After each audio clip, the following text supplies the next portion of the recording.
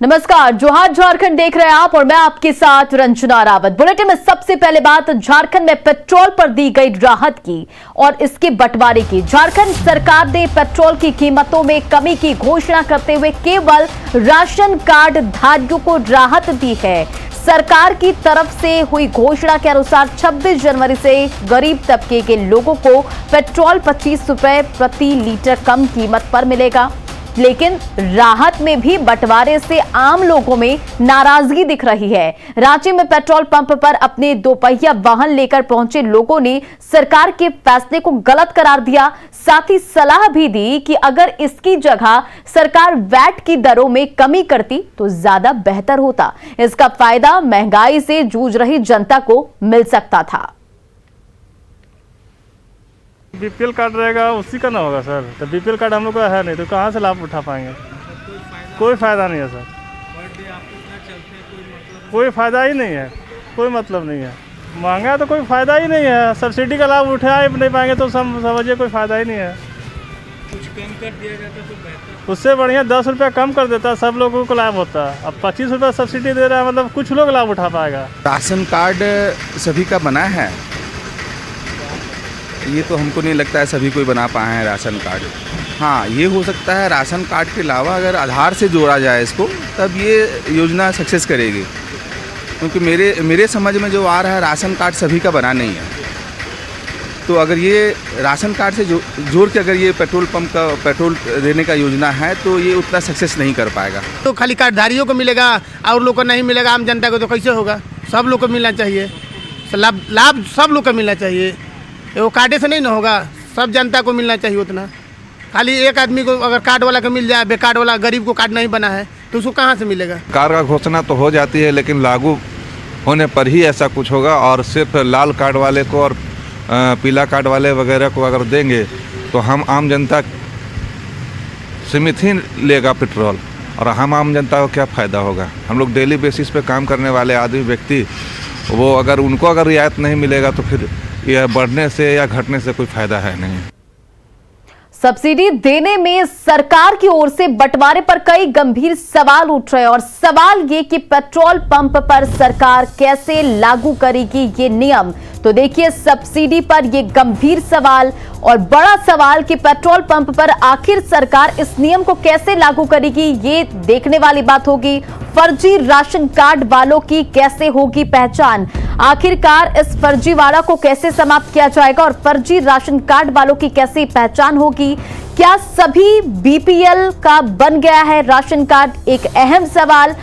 क्या बाइक के लिए पंप पर अलग से व्यवस्था होगी। तो सब्सिडी पर ये कई गंभीर सवाल है और इन सवालों का जवाब भी जरूरी है। गांवों के पेट्रोल पंप पर कैसे लागू होगा ये नियम, ये भी अहम सवाल है। सब्सिडी के दुरुपयोग पर कैसे आखिर रोक लगेगी।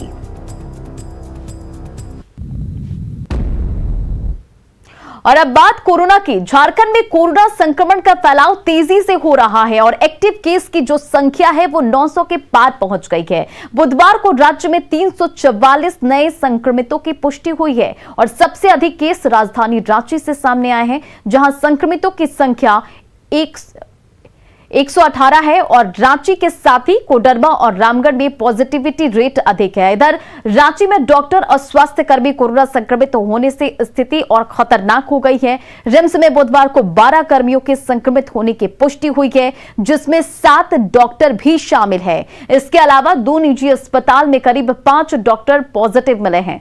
संक्रमण की रफ्तार को देखते हुए राज्य सरकार जल्द कुछ सख्त कदम उठा सकती है और इसे लेकर आज ही आपदा प्रबंधन की बैठक भी होनी है। राज्य में कोरोना संक्रमण के मामलों में लगातार इजाफा देखने को मिल रहा है। पूरे राज्य भर में 344 के करीब संक्रमितों की संख्या पाई गई है। राज्य भर की अगर बात की जाए तो 900 के करीब जो संक्रमण के मामले हैं वो एक्टिव केसेस में इस वक्त शामिल है।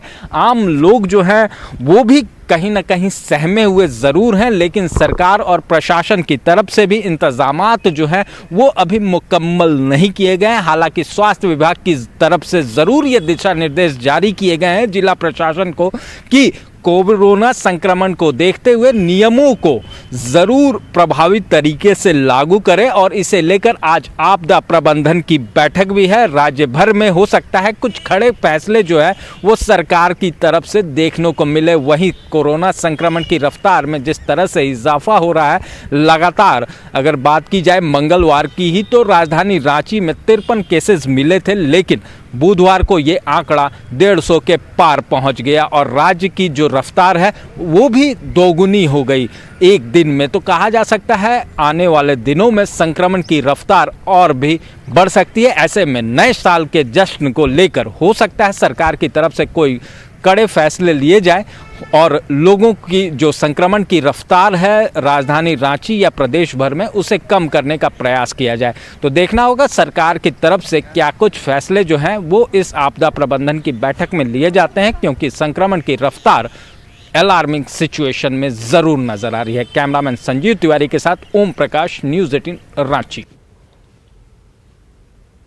चलिए अब आपको दिखाते हैं कि पिछले 5 दिनों में झारखंड में किस दिन कोरोना के कितने मरीजों की पुष्टि हुई है और किस तरह से ये आंकड़े बढ़े। इन ग्राफिक्स के जरिए आपको समझाने की कोशिश कर रहे हैं। देखिए कोरोना का ये बढ़ता ग्राफ। 25 दिसंबर को 58 कोरोना पॉजिटिव केस मिले।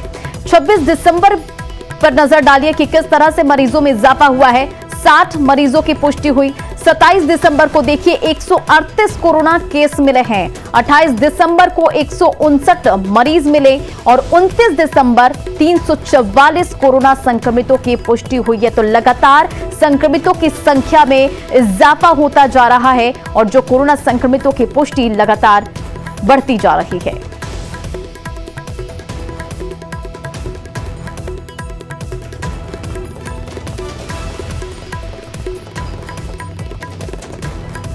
और ठंड का कहर रांची में बढ़ता ही जा रहा है। आज भी राजधानी में बादलों का डेरा है। वहीं मौसम विभाग के पूर्वानुमान के अनुसार 31 दिसंबर से राजधानी रांची में कोहरे का भी कहर शुरू होगा। तो वहीं तापमान में और 2 से 3 डिग्री की गिरावट होगी। वहीं रांची वासियों का भी कहना है कि ठंड से उनकी दिनचर्या प्रभावित हुई है। बता दें कि पिछले दिनों हुई बारिश से किसानों की फसल को भी नुकसान पहुंचा है। और रांची में मौसम का जायजा लिया न्यूज़ 18 के संवाददाता ओम प्रकाश ने।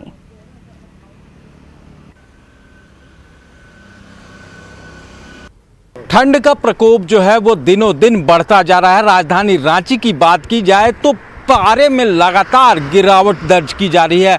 आज भी अगर देखा जाए तो कल बारिश हुई थी, उसके बाद आज घना जो बादल है वो कम से कम राजधानी रांची में देखने को मिल रहा है। वहीं बात की जाए तो 31 तारीख से जो 31 दिसंबर है उससे ठंड में और भी इजाफा होगा और शीतलहर की आशंका भी बरकरार है। वहीं घने कोहरे से भी लोगों को परेशानी का सामना करना पड़ेगा। ठंड से कितना प्रभावित हो रहा है? ठंड से तो काफ़ी दिक्कत हो रहा है। हम लोग तो रोज़ टहलने वाले हैं, एयरपोर्ट और फुटबॉल खेलने जाते हैं उधर हेतु बस्ती मैदान में, लेकिन इधर फुटबॉल मैदान भी नहीं जा रहे हैं इसलिए कि उधर खुला ज़्यादा है, बहुत ठंड लग रही है। प्रिकॉशन जो है, जो आप लोग का रूटीन है उसका अनुपालन तो हो ही रहा है, लेकिन परेशानी तो थोड़ी बहुत परेशानी तो है। मैंने सुबह उठने में आदमी को इतना ठंड है कि उठ नहीं पाता है और उठने का मन भी करता है, तो मैंने इतना ठंड की वजह से बहुत दिक्कत। तो फिर भी लेकिन मजबूरी है, आदमी दूध लाना है या बाहर का कुछ काम है तो आदमी को निकलना ही पड़ता है। तो ये प्रिकॉशन के साथ हम लोग निकलते हैं जी। तो और भी लोग हैं मॉर्निंग वॉक में, पहले भी कई लोग आते होंगे। अगर बात की जाए तो कुछ दिनों पहले की तो कई लोग दिखते होंगे, लेकिन अब संख्या में कमी है। हाँ बिल्कुल, संख्या में कमी है। मेरा मानना है कि मौसम का बदलाव, किसी भी चीज़ का बदलाव कष्ट तो थोड़ा देता है, लेकिन उसका एक अलग अनुभव भी होता है। और रांची बदलते हुए मौसम के लिए जानी जाती है, तो हर चीज़ को पॉजिटिव नोट में लेना चाहिए। थोड़ा बुजुर्ग लोगों को परेशानी है निश्चित रूप से, और ये एक अलग ही एक्साइटिंग है यहाँ का वेदर कंडीशन अपने आप में। तो वहीं ठंड जो है वो कहीं ना कहीं बढ़ती जा रही है और 31 दिसंबर से मौसम में भी बदलाव होने की संभावना है। पारा और गिरेगा, तो कहा जा सकता है आने वाले दिनों में रांची वासियों की परेशानी जो है वो ठंड को लेकर कुछ ज़्यादा ही बढ़ने वाली है। कैमरामैन संजीव तिवारी के साथ ओम प्रकाश, न्यूज़ 18 रांची। और इधर बोकारो में गोमिया प्रखंड के बड़की सीधाबारा पंचायत में जंगली हाथियों के झुंड ने बीती रात जमकर उत्पात मचाया। भीतिया पहाड़ के भीतिया गांव के 6 घरों में तोड़फोड़ की हाथियों ने, साथ ही घरों में रखे अनाज भी चट कर गए और इस दौरान घर में रखे सामान को भी हाथियों ने नष्ट कर दिया। हाथियों से भयभीत लोग रात भर ढोल बजाते हुए हाथियों को भगाने में जुटे रहे और इसी की सूचना पर चतरोचट्टी पंचायत के सामाजिक कार्यकर्ता महादेव महतो मौके पर पहुंचे और हाथियों को भगाने में जुट गए। इस दौरान हाथियों ने बाहर खड़ी कार के आसपास के घरों को भी क्षतिग्रस्त कर दिया और इससे गांव में रात भर कोहराम मचा रहा। किसी तरह गांव से हाथियों को खदेड़ा गया और आपको बता दें कि एक दिन पहले रौला में 9 घरों को हाथियों ने क्षतिग्रस्त कर दिया था। उधर पूरे मामले में वन विभाग उदासीन बना हुआ है, जिससे लोगों में नाराजगी है।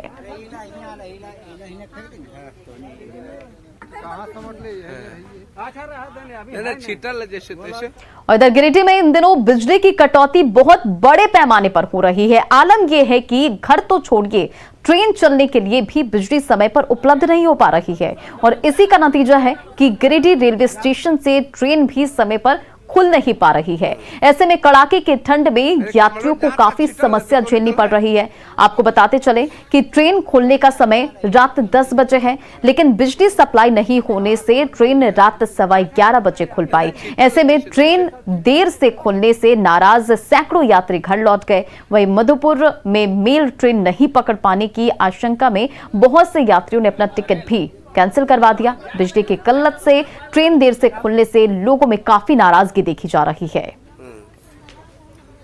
अरे कमलों जाता छिटल लेते तो नहीं तल है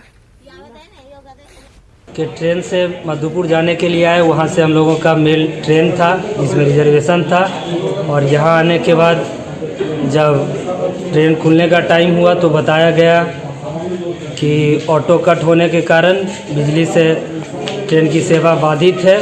कुछ देर के बाद जब बिजली की सेवा उपलब्ध होगी तब इस ट्रेन को खोला जाएगा। इसके कारण से हम लोग टाइम से मधुपुर पहुँचे तो वहाँ से मेरा विभूति में रिजर्वेशन था। यार हमको पटना जाना था हॉस्पिटल दिखाने, विभूति में रिजर्वेशन था हम लोग का। इतना यात्रीगण परेशान हो रहे हैं, पूरा फैमिली हम लोग साथ है। क्या परेशानी हुआ है अभी? जाने में बहुत परेशानी है। ट्रेन नहीं खुल रहा है, बोला पावर कट गया, क्या है कुछ पता नहीं चल रहा। कितना बजे टाइमिंग था यहाँ जाने? टाइमिंग तो यहाँ से 10 बजे 10:10 में जाने का था, लेकिन अभी तक गाड़ी नहीं गया। 11:15 हो गया। आपको मधुपुर से? हाँ, मधुपुर से हमारा रिजर्वेशन था विभूति में। इतना परेशानी है, कोई यहाँ सुनने वाला भी नहीं है कोई। गिरिडीह जिले में बिजली की समस्या इतनी विकराल हो चुकी है कि अब रेलवे स्टेशन में भी इलेक्ट्रिसिटी समय पर नहीं पहुंचता है, जिसके वजह से ट्रेनें लेट से चल रही है। बीते देर रात्रि भी ट्रेन का शेड्यूल है 10 बजे चलना, लेकिन यहां से खुली लगभग 11:30 बजे, जिसके वजह से कई यात्रियों को घूमकर वापस घर चले जाना पड़ा। तो कई यात्रियों को अपना जो रिजर्वेशन टिकट करवाया था उसे कैंसिल करवाना पड़ा। हालांकि इस मुद्दे पर जब स्टेशन मास्टर से हमने बात किया तो उन्होंने बताया कि ट्रैक्शन पावर शटडाउन हो जाने की वजह से ये ट्रेनें लेट से चली है। और आपको बता दें कि जो ट्रैक्शन लाइन है, ये ट्रैक्शन लाइन मधुपुर से डायरेक्टली कनेक्ट है और इसी बीच में बारिश होने की वजह से बताया जा रहा है कि टेक्निकल फॉल्ट हुआ था, ट्रिप हुआ था, जिसके वजह से ट्रैक्शन पावर शट डाउन हो गया था और पावर सप्लाई समय पर नहीं होने की वजह से ट्रेनें लेट चली। हालांकि वहीं यहाँ पे यात्रियों का कहना है कि शट डाउन नहीं हुआ था, बल्कि इलेक्ट्रिसिटी मौजूद ही नहीं था, जबकि यहाँ पे कोई फॉल्ट नहीं था और पावर सप्लाई समय पर नहीं किया गया और परिणाम स्वरूप ट्रेनें लेट से चली और कई लोगों को वापस घर जाना पड़ा। गिरिडीह से न्यूज़ 18 के लिए मैं एजाज अहमद।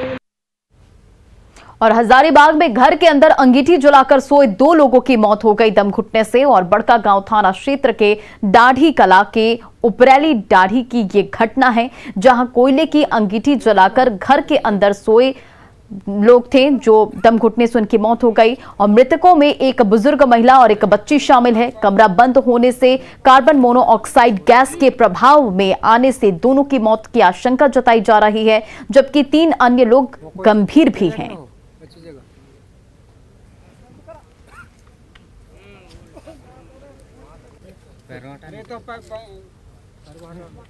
रामगढ़ पुलिस ने इंटरस्टेट बाइक चोर गिरोह के 5 सदस्यों को गिरफ्तार किया है, जिनके निशानदेही पर कुल 5 बाइक और स्कूटी अलग अलग स्थानों से बरामद किया गया है। पकड़े गए चोर गिरोह में बिहार के गया जिला बुनियादगंज थाना क्षेत्र के 3 चंदौती थाना क्षेत्र के एक और औरंगाबाद जिले के एक आरोपी शामिल हैं।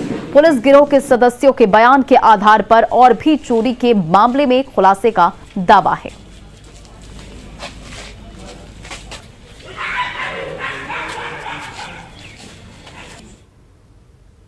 इस गिरोह का काम होता था रामगढ़ जिला के विभिन्न क्षेत्र से स्कूटी एवं बाइक को चोरी करके और बिहार के गया जिले में बेचना। इस गिरोह में शामिल कुल 5 लोगों को गिरफ्तार किया गया है और अभी तक बाइक और स्कूटी मिलाकर के कुल 5 टू व्हीलर को जब्त किया गया है। आगे की तफ्तीश जारी है और हमें उम्मीद है कि और विस्तृत पूछताछ करने पर इनसे और भी चोरी किए गए टू व्हीलर का हम लोग बरामदगी कर सकते हैं। रांची में बने रैन बसेरे भ्रष्टाचार का बसेरा बन गया है। कहीं ताला लटका है तो कहीं रात बिताने के बदले पैसे की वसूली होती है। वहीं कुछ रैन बसेरे नशेड़ियों का अड्डा भी बन गया है।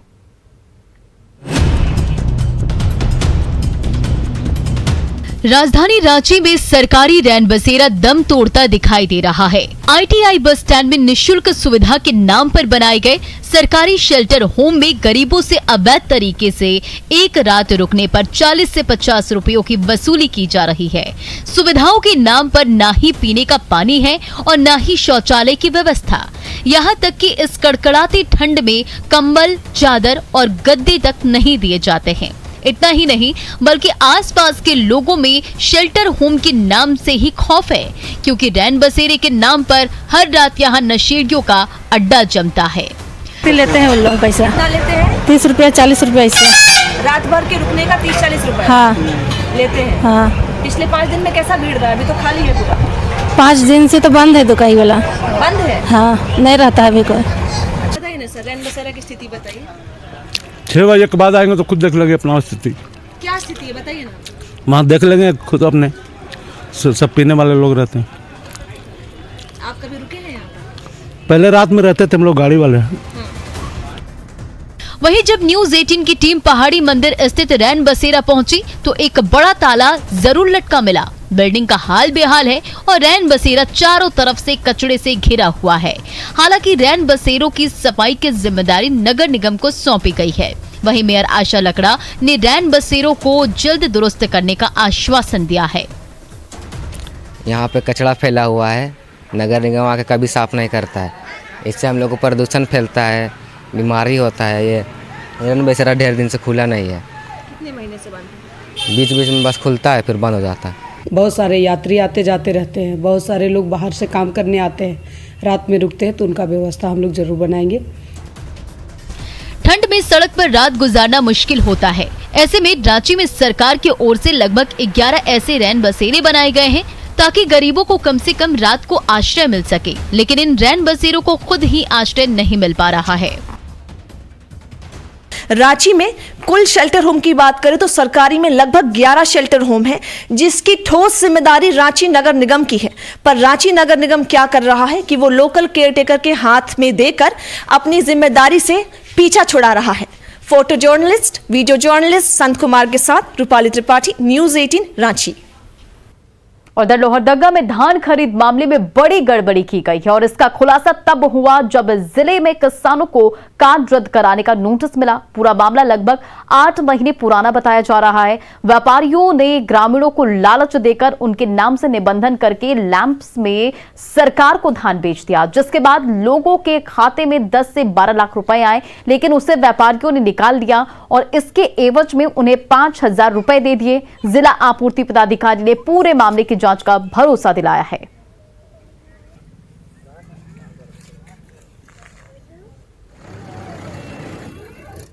हम लोग का जो बैंक अकाउंट में है वहाँ जो ट्रांजैक्शन हुआ ज़्यादा है वो भी धान के चलते आया। और हम लोग का जो खेती होता है वो लगभग हम लोग का सिर्फ मात्र खेती जो है वो 30 डिसमिल ही है और उस पर जो धान का बिक्री है वो 533 कुंटल दिखा दिया गया है। और उसके चलते सरकार द्वारा